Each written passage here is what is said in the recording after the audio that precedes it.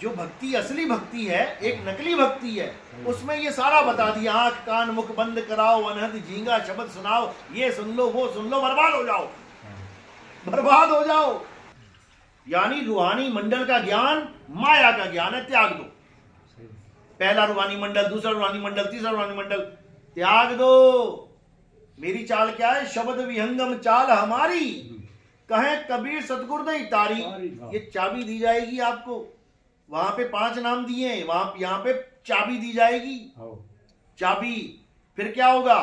खुले कपाट, आपको एक दरवाजा बताया जाएगा जो खुलेगा। खुले कपाट, और उसको खुलने के बाद तुम्हें क्या मिलेगा? शब्द झनकारी। वो क्यों लिख रहा है? क्यों लिख रहा है बताओ? संसार के लिए वो नक्शा बता रहा है कि अगर कोई राही इस रास्ते पे चलने वाला है तो मैं तुम्हें नक्शा बता देता हूं, ऐसे ऐसे चलना, परमात्मा से प्राप्त हुए बस। और वो कह रहे हैं कि संतों की वाणी को भी माया छोड़ो, मार दो, गोली कर दो। ये ऐसा नहीं होता भाई कि कबीर साहब किसी को नहीं मिले। गरीबदास जी महाराज के पास इतना मोटा ग्रंथ है, जिसको कबीर साहब ना मिले वो पागल है, इतना मोटा ग्रंथ लिख रहा है। पहले तो ये बता दो, है उसको पागल कुत्ते ने काटा है क्या? ये इतने मोटे मोटे ग्रंथ धर्मदास जी ने लिखे हैं, क्या जरूरत है लिखने की? बिना ग्रंथ लिखे क्या गुरु नहीं बन सकता कोई? इतने गुरु बैठे हैं जिन्होंने कभी ग्रंथ नहीं लिखा, उनको ये लिखने की क्या जरूरत है भाई?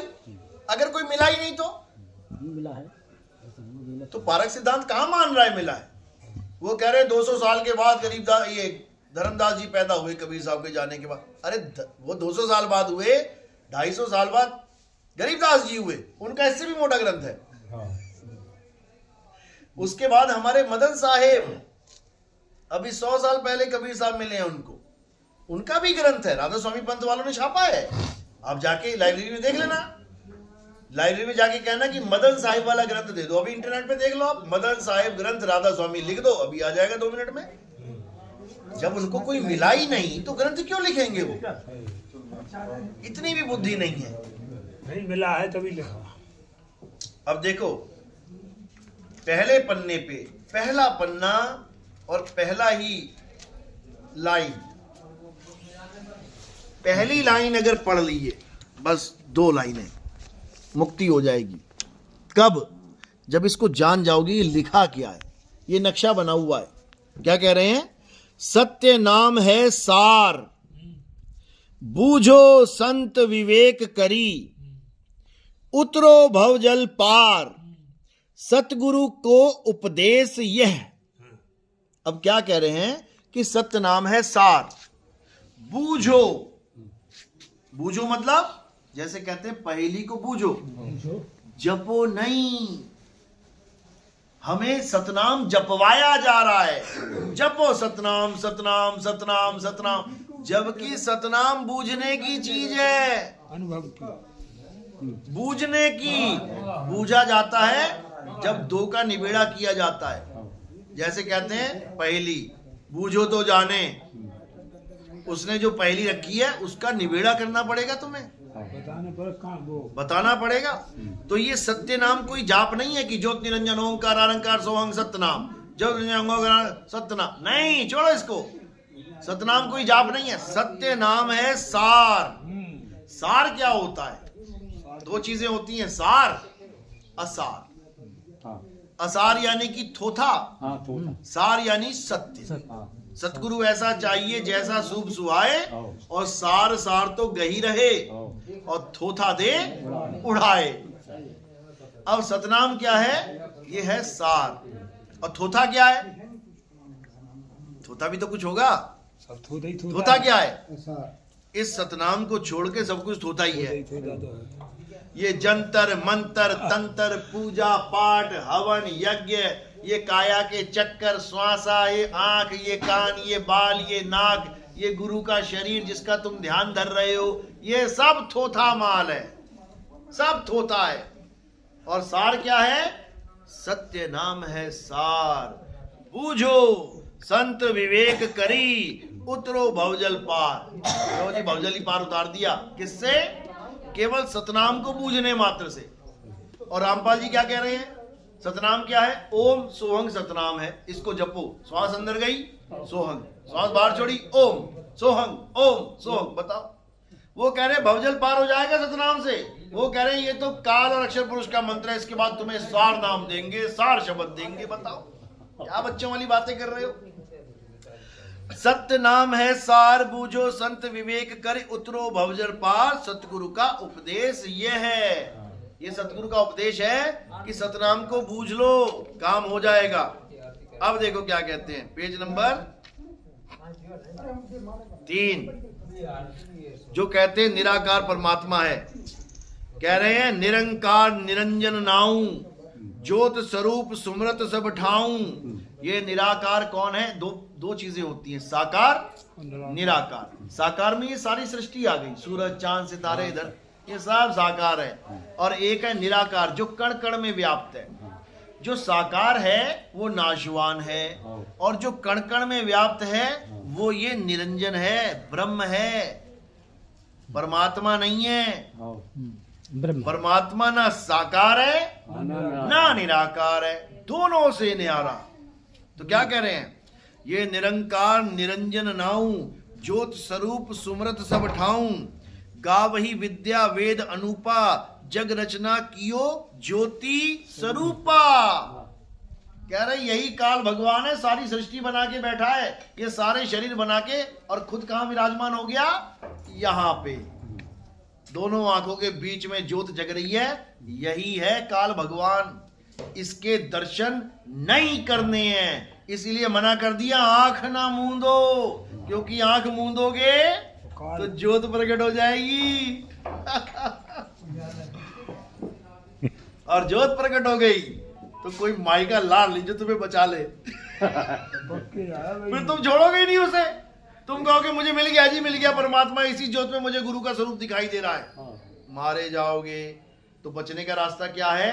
उस रास्ते पे जाना ही नहीं है, आंख बंद करनी ही नहीं है, नहीं करने, आंख ना मूंदो, कान ना रूंदो।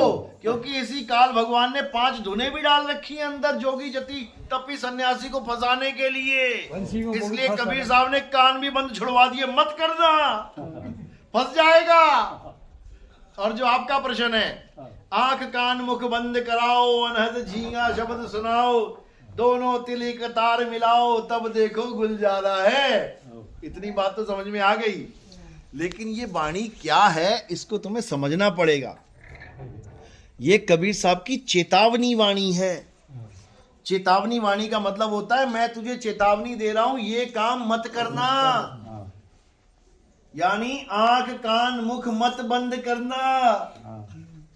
समझो, इस वाणी में गुदा चक्र से, मूल चक्र से, मूल के बाद स्वाद चक्र, नाभि चक्र, ये सारे चक्र खोलते खोलते खोलते अलख लोक, अगम लोक, अनामी लोक तक की व्याख्या की हुई है। ये ऐसी वाणी है, 32 कलियां हैं इसकी। और जब सारी व्याख्या कर डाली कि सतलोक, आगे अलख लोक है भाई, अलख पुरुष की तां ठुकराई, आगे अगम लोक है भाई, अगम पुरुष, आगे अनामी लोक है भाई, जो पहुंचेगा जानेगा भाई, कहन सुरन से न्यारा है। सारी व्याख्या करने के बाद क्या बोले? अब चेतावनी दे रहे हैं, कह रहे हैं काया भेद किया निर्वारा, ये सब रचना पिंड मंझारा, माया अवगति जाल पसारा, सो कारीगर भारा है, आदि माया कीनी चतुराई, झूठी बाजी पिंड दिखाई, अवगति रचना रची अंडमाही, अरे ताका प्रतिबिंब डाला है। ये जितना तामझाम मैंने तुझे बताया है ये सब माया का ही जाल है, ये माया का जाल है। अब आगे सुनो, अपनी चाल बता रहे हैं कि मेरा जो चेला होगा वो मेरी चाल पकड़ेगा। कितनी चालें होती हैं भक्ति में? 4 चाल होती हैं, चींटी की चाल, मकड़ी की चाल, मछली की चाल और विहंगम चाल, पक्षी की चाल। अब अपनी चाल बताई। ये जो चालें बताई कबीर साहब ने इस वाणी में, ये मछली से लेके, चींटी से लेके मकड़ी तक सब खोल दिया इन्होंने। अब आगे अपनी चाल बता रहे हैं, शब्द विहंगम चाल हमारी, और कहे कबीर सतगुर दैताली, खुले कपाट शब्द झनकारी, पिंड यंड के पार सो देश हमारा है। बस कर नैनो दीदार में प्यारा है। लास्ट की 2 लाइनों में सारे भेद खोल दिए। जो भक्ति असली भक्ति है, एक नकली भक्ति है, उसमें ये सारा बता दिया। आंख कान मुख बंद कराओ, अनहद झींगा शब्द सुनाओ, ये सुन लो वो सुन लो, बर्बाद हो जाओ, बर्बाद हो जाओ। या फिर लास्ट की 2 लाइनें पकड़ के आबाद हो जाओ। बस लास्ट की 2 लाइनें। जब सच्चा गुरु मिल जाएगा तो मैं लास्ट की 2 लाइनों का भेद बता देगा। शब्द विहंगम चाल हमारी, विहंगम का मतलब होता है पक्षी जमीन से उड़ा और सीधा आसमान में, वो देखो उड़ रहा है, ऊपर देखो जरा, वो उड़ रहा है, एक भी स्टॉप नहीं है बीच में। यानी रूहानी मंडल का ज्ञान माया का ज्ञान है, त्याग दो। पहला रूहानी मंडल, दूसरा रूहानी मंडल, तीसरा रूहानी मंडल, त्याग दो। मेरी चाल क्या है? शब्द विहंगम चाल हमारी, कहे कबीर सतगुरुदेव तारी। ये चाबी दी जाएगी आपको। वहां पे 5 नाम दिए, वहां यहाँ पे चाबी दी जाएगी। चाबी, फिर क्या होगा? खुले कपाट। आपको एक दरवाजा बताया जाएगा जो खुलेगा, खुले कपाट, और उसको खुलने के बाद तुम्हें क्या मिलेगा? शब्द झनकारी। ये है वो असली शब्द गुरु। इससे जुड़ना है सबने। शब्द विहंगम चाल हमारी, कहे कबीर सतगुरुदेव तारी, खुले कपाट शब्द झनकारी, और पिंड अंड के पार। पिंड का मतलब क्या होता है? काया। शरीर के पार है वो देश। ये शरीर तो पिंजड़ा है। वो आसमान में जो उड़ रहा है, इसी का एक भाई जमीन पे आया कुछ खाने के लिए, उसको पकड़ के पिंजड़े में डाल दिया गया। अब उसका परमात्मा, उसका घर कहाँ है? पिंजड़े में कि ऊपर? बस यही समझना। इस पिंजड़े के पार सो देश हमारा है, और कर नैनो दीदार महल में प्यार। समझ में आ गए तो बहुत अच्छी बात है, नहीं तो सही बात है। जय सतनाम। हो गया टाइम? चलो भाई, सत्संग यहीं हो जाएगा। 2 घंटे हो गए बोलते हुए।